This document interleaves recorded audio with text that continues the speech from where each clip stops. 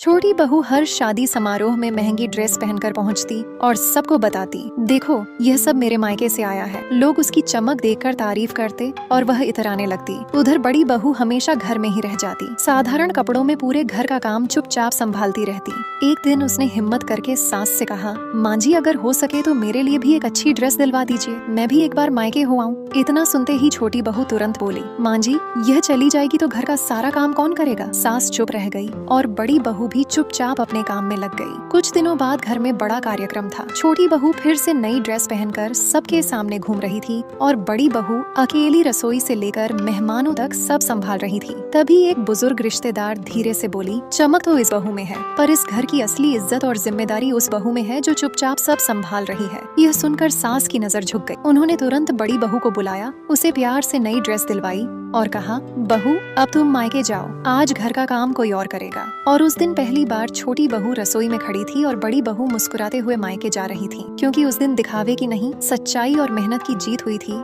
दुख तो इस बात का है कि बड़ी बहू के लिए अभी तक किसी ने लाइक और सब्सक्राइब तक नहीं किया।